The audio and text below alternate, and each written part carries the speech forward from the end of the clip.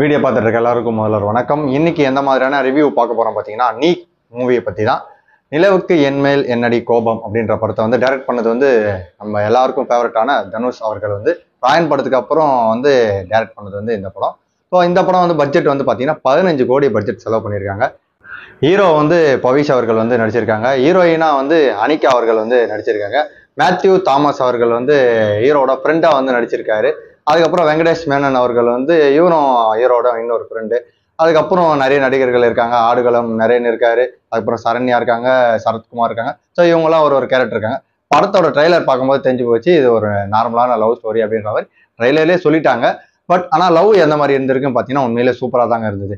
First ஹாஃப்ல இருந்து second half போக முடிகிற வரைக்கும் எல்லாமே யூஸ்வலான லவ் ஸ்டோரியா இருந்தாலும் பார்க்க வந்து நமக்கு ஸ்க்ரீன் பிளே வந்து மொக்கையா எடுத்துட்டு போகாம சூப்பராக எடுத்துட்டு போயிருந்தாங்க. அதுதான் இந்த படத்தோட ஒரு பெரிய ப்ளஸ்.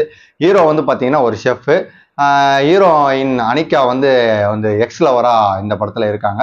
ஸோ அவரோட கதையை வந்து கரண்ட்ல இருக்கக்கூடிய கல்யாணம் பண்ணிக்கலாம்னு நினைக்கக்கூடிய ஹீரோயின் கிட்ட கதையை சொல்றாங்க. இதுதான் முழுக்க முழுக்க ஃபர்ஸ்ட் ஆஃப். கதை சொன்னதுக்கு அப்புறம் பார்த்தீங்கன்னா ஒரு மேரேஜ் இன்விடேஷன் கார்டு வருது. ஸோ அந்த கார்டு வந்து யாருன்னு பார்த்தீங்கன்னா அனிகாவோட மேரேஜ் இன்விடேஷன் கார்டு.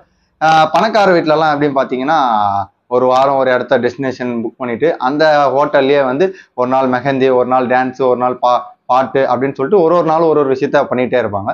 ஸோ அப்படியே அங்கே போய் ஹீரோ ஹீரோயினுக்குள்ள உள்ள அண்டர்ஸ்டாண்டிங் இதுக்கு முன்னாடி எப்படி இருந்தது, ஸோ அந்த இடத்துல போனோன்னே எப்படி மாறுது அப்படின்றத படத்தை சூப்பராக பயங்கரமாக சொல்லியிருந்தாங்க.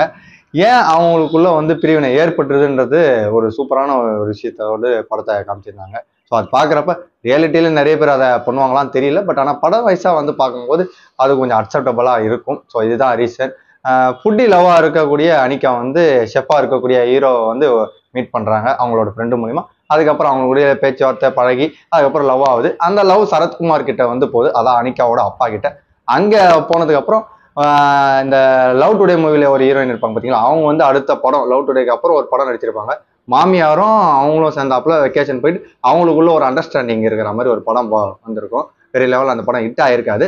பட் ஆனால் இந்த படத்துல சரத்குமாரும் பவிஷும் வந்து இவங்களுக்குள்ள பேசி அவங்களுக்குள்ள ஒரு அண்டர்ஸ்டாண்டிங் வந்தா கல்யாணம் பண்ணிக்கலான்ற மாதிரி பேசி வச்சிருப்பாங்க. பட் ஆனால் ஏன் இவர் விட்டு போறாரு, எதுக்கு விட்டு போறாருன்னு சொல்லிட்டு அனிகாவால் கண்டே பிடிக்க முடியாது கிளைமேக்ஸ் வரைக்கும். ஸோ அதுதான் மெயினான கதை இந்த படத்துல.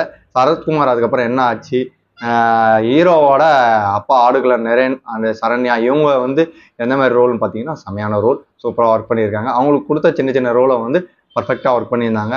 அதுக்கப்புறம் பார்த்தீங்கன்னா ஹீரோவோட ஃப்ரெண்டுங்க மேத்யூ தாமஸ்ங்க, படம் ஃபுல்லாக சிரிச்சு சிரிச்சு வயிறு வலிச்சுட்டே இருக்குங்க. ஏன்னா அந்த அளவுக்கு ஃபுல் அண்ட் ஃபுல் காமெடியை போட்டு திணிச்சு தள்ளி விட்டுருக்காரு. அது மட்டும் இல்லாமல் அவர் கூட ஃப்ரெண்டாக அடித்த வெங்கடேஷ் மேனன் அவர் பண்ற டூயே ரோல் வந்து அதை ஃப்ரெண்டா இவங்க 2 பேர் இருந்து ஹீரோ வச்சு பண்றது வந்து கிளைமேக்ஸ் வரைக்கும் ஃபுல்லா செம்ம என்டர்டைன்மெண்டா போகுது.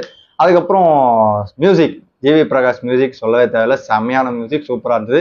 அதுக்கப்புறம் ரொம்ப ஃபேவரட்டான ஒரு சாங் செகண்ட் ஹாப்ல இருக்கு, கோல்டன் ஸ்பேரோ சாங். அதுக்கான ஸ்டெப்பும் சரி ஆல்ரெடி ட்ரெண்டிங் ஆயிடுச்சு, பாட்டும் சரி ஆல்ரெடி ட்ரெண்டிங் ஆயிடுச்சு. பட் ஸ்கிரீன்ல பாக்குறப்ப அது வந்து இன்னும் சூப்பரா இருந்தது.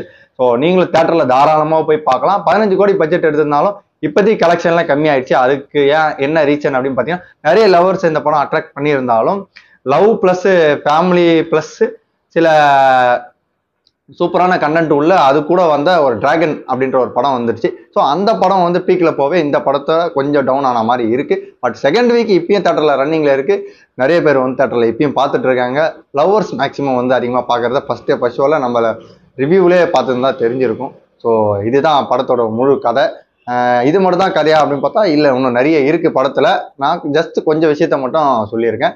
பட் 1 வீக்குக்கு அப்புறம் தான் இதை சொல்றேன். ஆல்ரெடி எல்லாரும் படம் பார்த்துருப்பாங்க. பட் சில விஷயங்கள் சொல்லி இந்த படத்தை பார்க்க வைக்கிறதுக்காக என்ன பண்ண முடியுமோ அதை நான் ரிவ்யூவில் சொல்லியிருக்கேன். இன்னும் படம் போய் பார்க்குறவங்களுக்கு இன்னும் சர்ப்ரைஸாக தான் இருக்கும் எலமெண்ட். பட் கிளைமேக்ஸ் வந்து ஸ்பாய்லர் பண்ணுறேன்னு நினைக்காதீங்க. நீக் 2 வரா மாதிரி தான் கிளைமேக்ஸ் முடிச்சிருக்காங்க. பட் ஃபர்ஸ்ட் ஆஃப் கிளைமேக்ஸை ஃபர்ஸ்ட் நீக் 1 வந்து கிளைமேக்ஸ் பார்க்குறப்ப ஏன் இந்த கிளைமேக்ஸ் இப்படி முடிச்சாங்க அப்படின்னு தோணுச்சு. பட் ஆனால் அடுத்த பார்ட் வர்றதுக்காக வந்து இவங்க ட்ரை பண்ணியிருக்காங்கன்றதுனால இப்படி முடிச்சாதான் அடுத்த பார்ட்டை எடுத்துட்டு போகுன்றதுக்காக இந்த படக்குழுவினர் இதை பண்ணியிருக்காங்க. மற்றபடி வேற ஒன்றும் இல்லை. என்னோட ரேட்டிங் வந்து இந்த படத்துக்கு 10க்கு 7 மதிப்பெண் தரேன். அது மட்டும் இல்லை, ஏன் அப்படின்னு பார்த்தீங்கன்னா படத்தில் அவர் நடித்த ஆக்டர் ஹீரோவான பவிஷா இருக்கட்டும் எல்லாருமே நல்ல ரோல் கொடுத்துருந்தாங்க. எமோஷனல் வைஸ் சூப்பராக பண்ணியிருந்தாரு. பட் ஒரே ஒரு விஷயம் தான், படத்தில் முழுக்க முழுக்க பார்த்தது இது தனுஷ் டைரக்ஷனா இல்லை உண்மையிலே தனுஷ் தான் நடிச்சாரா அப்படின்ற அளவுக்கு தான் தோணுச்சு. ஏன்னா ஹீரோ வந்து அவரோட ரோல் என்னன்னே தெரியல. ஏன்னா முழுக்க முழுக்க தனுஷை பார்த்த மாதிரி தான் இருந்தது. அவரோட கேரக்டரைஸா, அவர் பேசுற விதம், அவர் நடக்கிற விதம் எல்லாமே பார்த்தா தனுஷ் எப்படி இருப்பாரோ, தனுஷ் எப்படி அழுவாரோ, அவரோட டைரக்ஷன் இருந்தாலும் அவருக்குன்னு ஒரு கேரக்டர் இருக்கும்ல ஹீரோக்கு. பட் அதை நம்ம பார்த்த மாதிரி தெரியல. முழுக்க முழுக்க தனுஷை பார்த்த மாதிரி ஒரு ஃபீல் இருந்தது. அதாவது 10-15 வருஷத்துக்கு முன்னாடி பார்த்தா ஒரு தனுஷ் லவ் பாய் தனுஷ் எப்படி இருப்பாரோ அந்த மாதிரி ஒரு ஃபீல் உள்ள ஒரு தனுஷை பார்த்த மாதிரி தான் இருந்தது. ஸோ அதுதான் இந்த படத்துல இன்னும் சூப்பரா ஒரு விஷயம். பட் ஹீரோவை பத்தி பெருசா படத்துல தெரிஞ்சுக்க முடியல. பட் ஹீரோ வந்து நடிச்ச கேரக்டர் வைஸா தனுஷை பார்த்த மாதிரி ஃபீலா இருந்தது. ஸோ அதனால தான் ரேட்டிங் கொஞ்சம் கம்மி பண்ண மாதிரி இருந்தது. மற்றபடி ரேட்டிங் வந்து 10க்கு 7 கொடுத்துருக்கேன். இந்த மாதிரி அடுத்த ஹெல்த்தி ரிவ்யூவில் உங்களை வந்து சந்திக்கும் வரை உங்களை வந்து விடைபெறுவது உங்கள் மணிகாந்த்.